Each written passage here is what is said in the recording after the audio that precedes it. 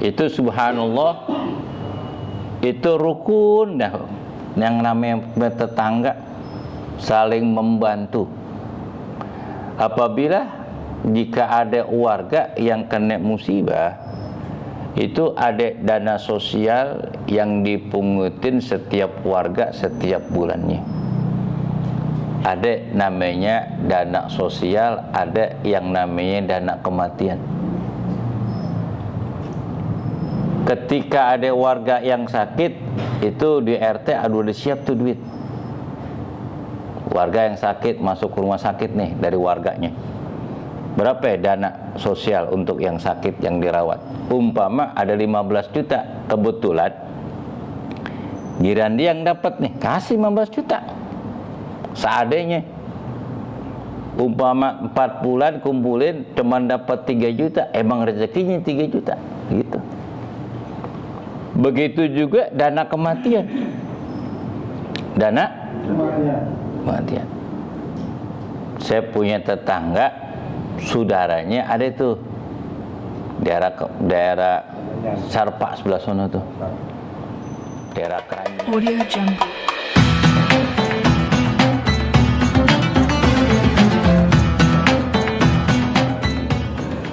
Bismillahirrahmanirrahim. Qala musannif rahimallahu ta'ala wa nafa'ana bi ulumi fid daraini illa annahu qala an hadisin Nafi an Abdul Haris al-Khujai radhiyallahu ta'ala anhu qala Rasulullah sallallahu alaihi wa alihi wasallam salasatun fadaila min sa'adatil mar'il muslimi fid dunya al-jarus salihu wal maskanul wasi'u wa markabul hayyinu. Rawi Hakim wa Ahmad wa Tirmidzi wa Nasa'i. Dari An-Nafi bin Abdul Haris Al-Khura'i Al-Khujai radhiyallahu ta'ala anhu, bahwasanya Nabi besar Muhammad sallallahu alaihi wasallam beliau bersabda, salasu fadaila fi min sa'adatil mar'i muslimi fi dunya. 3 kemuliaan, keutamaan min sa'adatil mar'i muslimi, dari kebahagiaan seorang muslim fi dunya, di dunia. Pertama, jarul salihun, tetangga yang baik. Wal maskanul wasi'un, tempat yang luas. Wa markabu hayyinu, dan kendaraan yang mudah. Di dalam hadis ini ada 3 keutamaan dari kesuksesan dan kebahagiaan seseorang muslim di dunia. Jadi ada 3 cara. Dari 3 cara ini adalah pintu kesuksesan dan kebahagiaan seorang muslim di dunia. Sebab di dunia ini semua sama di dalam kehidupannya. Yang beda adalah nasib. Karena manusia dilahirkan di alamud dunia semuanya sama, jenisnya sama. Dari lubang yang sama, keluar dari yang sama. Dan masuk dari lubang yang sama, yakni alamul kubur. Alamul kubur. Perbedaannya apa, Ustaz? Perbedaannya adalah nasib. Apaan? Nasib perbedaan.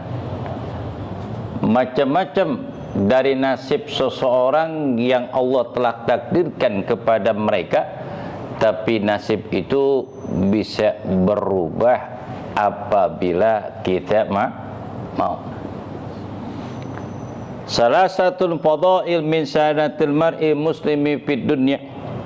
3 keutamaan dari kesuksesan kebahagiaan seorang muslim di dunia. Pertama, jarus salihun. Dia punya tetangga yang baik. Kalau dimanapun kita bertempat tinggal, kalau kita pengen punya tetangga yang baik, hendaknya dimulai dari diri kita sendiri, orang yang baru menempati suatu tempat yang kita tinggalkan tempat tersebut, baik itu rumah ataupun tempat yang kita bikin usaha ataupun sarana ibadah yang ada di lingkungan kita, maka dimulailah dari diri kita. Contoh, kita beli sebidang tanah untuk kita bangun, itu yang namanya tanah.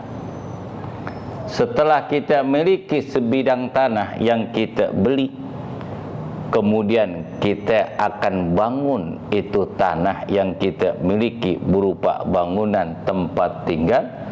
Pertamanya adalah kita memperkenalkan diri kita kepada masyarakat.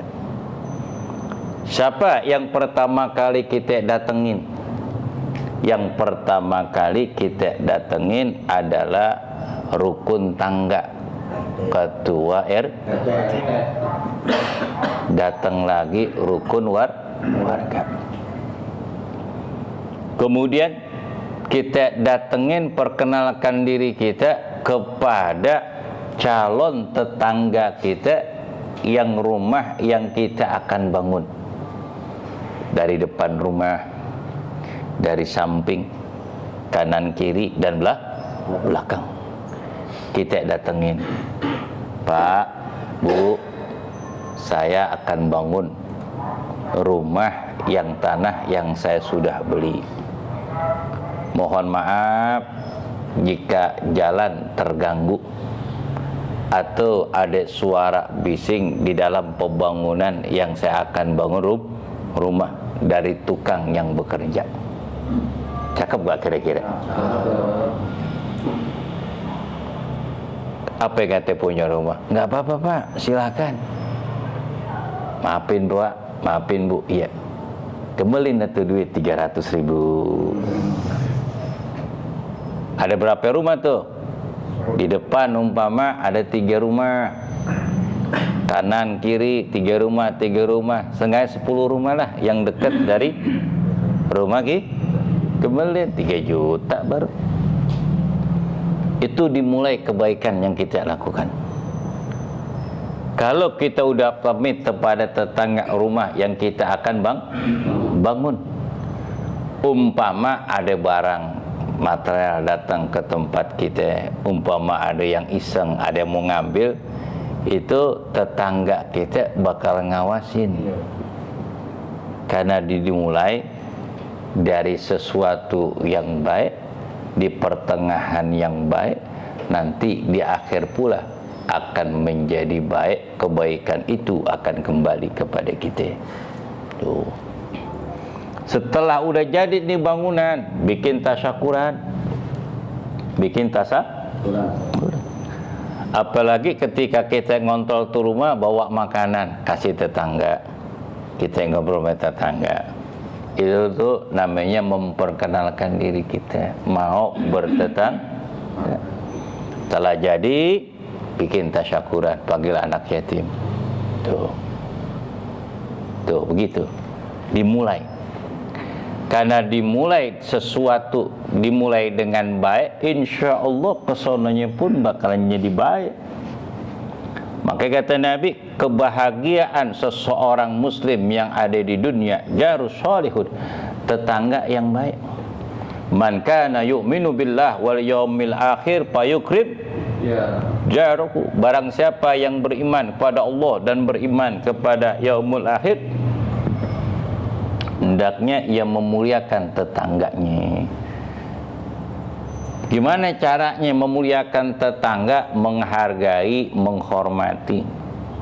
Kalau kita ada keperluan yang sekiranya kita menyenangkan diri kita, umpama nih setel lagu kok, nyanyi-nyanyian kok, sekira-kiranya suara itu jangan terlalu besar kemudian mengganggu tetangga. Sekedarnya aja, sekedar. Kalau ngomong jangan teriak-teriak, takut tetangga ada yang istirahat atau yang sedang sakit. Tuh.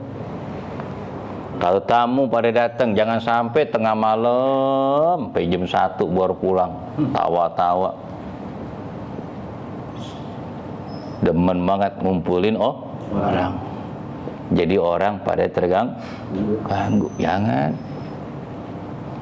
Kita saling menghormati, saling memuliakan. Kalau kita punya tetangga yang baik, itulah kebahagiaan kita yang Allah berikan di dalam kehidupan alamud dunia. Udah tetangga yang baik, lingkungan yang baik, dari rumah kita masjid, musola enggak jauh, syiar agama Islam telah ada. Tinggal kita datang ke tempat tersebut. Tetangga kita orang-orang baik. Ketika kita datang dari depan, kita apa? Senyum. Ada orang yang lagi duduk di jalan, misi Pak, mempunyai sifat ramah. Kalau kita ramah, orang itu segan untuk melakukan jahat sama seseorang. Ini baru bangun itu beli tanah, mau bangun, narok barang material sembarangan aja, izin juga kagak di lahan orang. Kemudian solokan juga jadi pada mampet karena barang material.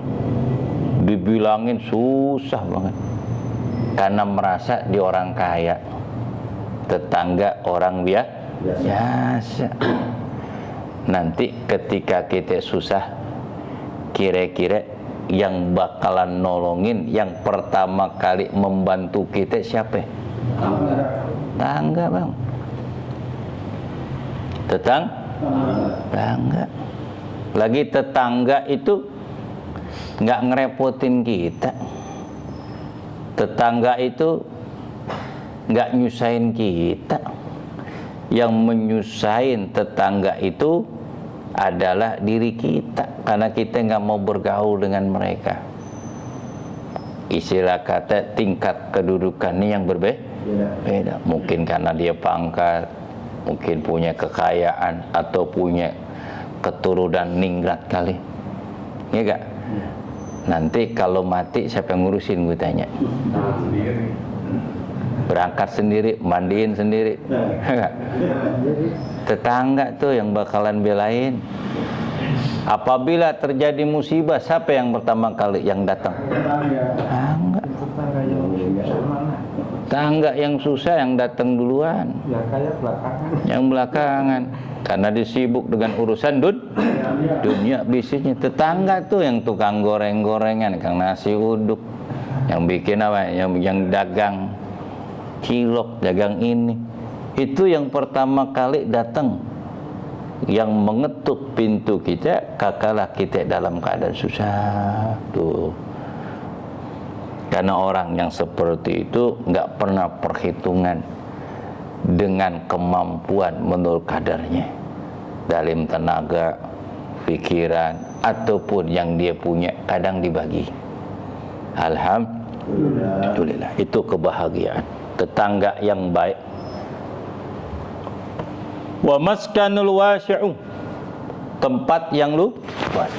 Tuh ada daerah Ciganjur tuh kayak jalan pasir, jalan Kemenyan tuh ke pasir, jalan pasir, sono pasir, jalan apa tuh? Pasir, kemudian jalan Sarpa, nah, jalan Kelinci tuh di situ. Belakang Masjid Syahadatin tuh.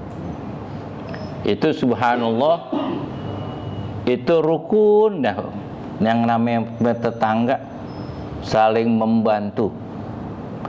Apabila jika ada warga yang kena musibah, itu ada dana sosial yang dipungutin setiap warga setiap bulannya. Ada namanya dana sosial, ada yang namanya dana kematian. Ketika ada warga yang sakit, itu di RT udah siap tuh duit. Warga yang sakit masuk rumah sakit nih dari warganya. Berapa ya dana sosial untuk yang sakit yang dirawat? Umpama ada 15 juta, kebetulan Girandi yang dapat nih, kasih 15 juta seadanya. Umpama 4 bulan kumpulin cuman dapat 3 juta, emang rezekinya 3 juta gitu. Begitu juga dana kematian. Dana kematian. Saya punya tetangga, saudaranya ada tuh daerah Sarpak sebelah sana tuh, daerah Keranji, kemudian meninggal dunia. Itu uang sosial kematian udah 3 tahun nggak ada yang mati-mati warga, lagi nggak ada yang mau mati. Selama 3 tahun tidak ada yang mati.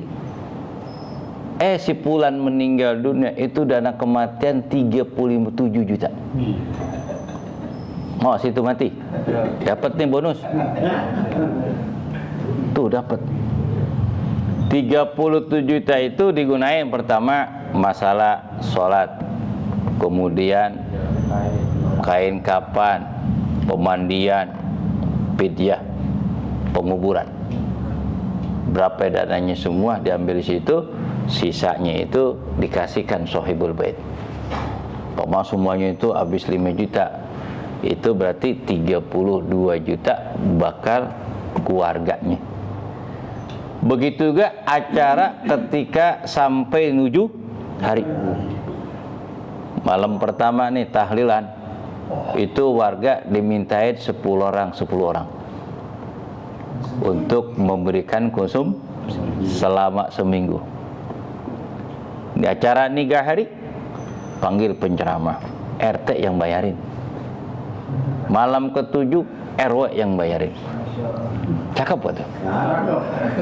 Oh, apakah situ mau pindah? Udah punya tetangga seperti ini? Jangan. Tapi gini musalamun PU, lingkungan baik semuanya. Alhamdulillah, rukun, kompak. Alhamdulillah. Kekompakannya dari mana? Dari ngaji. Ketika ngaji datang semuanya, tidak membedakan di antara kita. Ada yang Jawa, ada yang Sunda, ada yang Betawi, ada Padang, ada Batak. Di sini nggak dibeda-bedain. Sama. Giliran pengajian, selesai pengajian makan. Mana sop lagi. Sama tuh semua duduk, nggak dibeda-bedain. Makan juga sama. Betul gak? Nikmat gak gue tanya? Perumahan yang elit belum tentu penghuni tentram, belum tentu nyaman. Karena kehidupan mereka kalau di komplek bersaing. Bersaing. Nggak kenal, cuman di balik tembok. Kita kamar kita di sini nih, rumah di pondok ini, itu di balik tembok tuh tetangga kamar juga sama. Tapi nggak kenal, cuman di balik tembok aja gak kenal. Rumah tinggi rapat, apa nikmatnya gue tanya? Ketika orang punya hajat, bikin tahlilan, itu manggil orang kampung, suruh tahlilan, doain. Tetangga nggak ada yang sempet datang. Belum tentu enak, belum tentu, katanya aja. Tapi kenyataannya belum tentu. Buktinya rumah yang nyempil-nyempil, yang kecil-kecil, mereka tentram aja. Alhamdulillah. Karena ketentraman itu ada di hati. Wa maskanul wasi'un, tempat yang luas belum tentu nyaman. Rumah yang sempit, 30 meter, sempit gak tuh rumah? Pas-pasan. kamar mandi di situ, mau WC, ame pantekan, sumur deket, tapi nikmat aja, betul gak?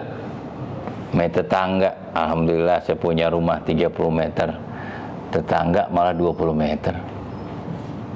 Kata yang punya rumah 20 meter, alhamdulillah. Tetangga saya rumahnya gede tapi ngontrak dia. Enakan mana gue tanya? Kata orang enak kali rumahnya gede, belum tentu rumah dia, belum tentu rumah di, tahu rumahnya sewa.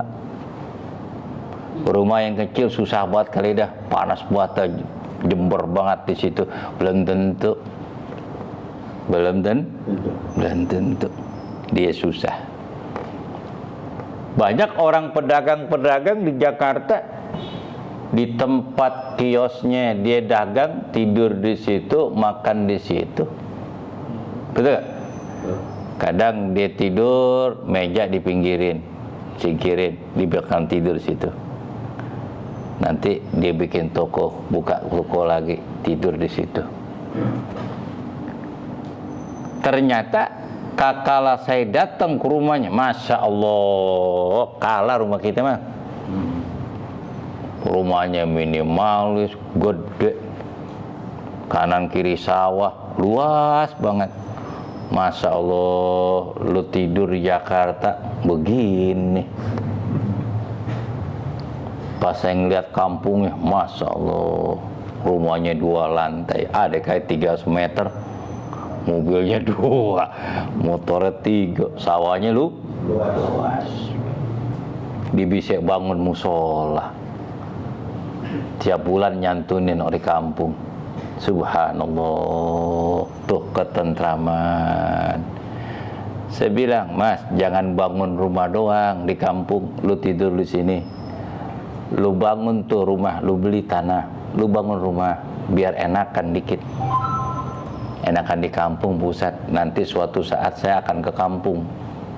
Tuh.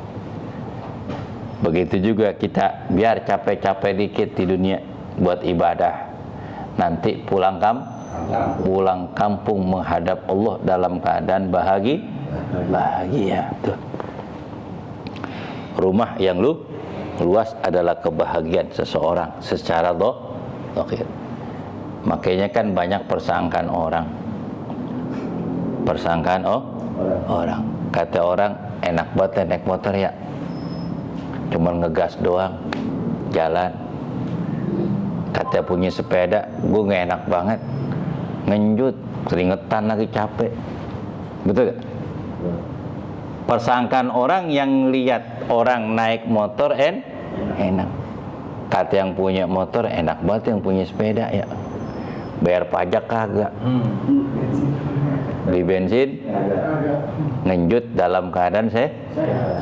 Enak kali kata dia, belum tentu. Kata yang punya motor nih, ya gak, panas buat hujan lagi, enak tuh yang punya mobil. Enak yang punya mobil, nyaman, gak kepanasan, gak kehujanan, santai dah. Tuh. Tapi belum tentu kayak yang punya mobil mengatakan enak. Katanya punya mobil, mendingan gue kayak motor dah kemarin, gue gak dipikirin apa-apa. Maka kenapa? Lebih nyaman motor. Gue beli mobil, gue ngerit tiap bulan 10 juta, puyeng kepala gue. Bener? Jadi kebahagiaan itu jangan dilihat secara zahirnya. Secara belum tentu batinnya enak. Apa kata orang? Enak tuh si Fulan, anaknya 7. Anaknya 7. Mana susah semua. Udah pada punya rumah masing-masing. Sarjana semua. Enak tuh si Fulan punya anak 7. Kalau datang ke rumah bapak emaknya ngasih duit 5 juta kali 7 berapa? 35 juta. Kata kita, apa kata bapaknya? Ya Allah, punya anak 7, kaya, sama orang dermawan banget. sama orang, peduli banget. Ame emak bapaknya kalau kemari nggak bawa apa-apa. Bener gak? Paling kalau ngasih gopek itu juga 4 bulan sekali didatang. Bener gak? Belum tentu bahagia. Bisa jadi dia punya anak 5 pada bangor semuanya, puyeng pala. Ya Allah, datang orang nagih utang. Ya Allah, datang lagi tuh yang namanya apa? Pesanan dibayar kagak, cuman mesen itu orang. Ada punya anak cuman mesel doang online. Beli ini alamat ini. Tahu orang tuanya datang. Assalamualaikum Pak, salam. Paket apaan? Siapa yang pesan? Atas nama ini Pak, anak bapak bukan? Iya anak bapak, anak saya. Paket Pak, 150.000. Waduh, itu baru atuh. Besok paket lagi. Puyeng nggak tuh? Kata orang enak punya anak banyak, rezekinya banyak. Belum kan? Apalagi dibilang enak kali punya laki ustad,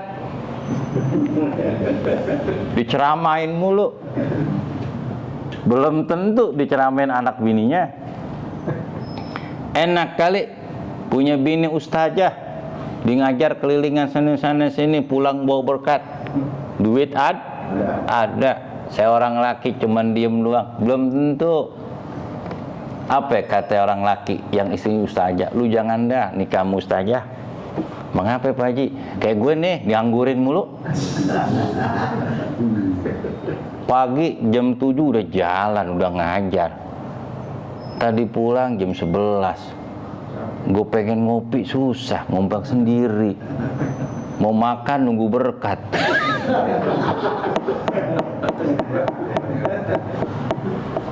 Betul. Semuanya itu belum tentu. Kelihatannya doang senang dan bahagia, batinnya belum tentu.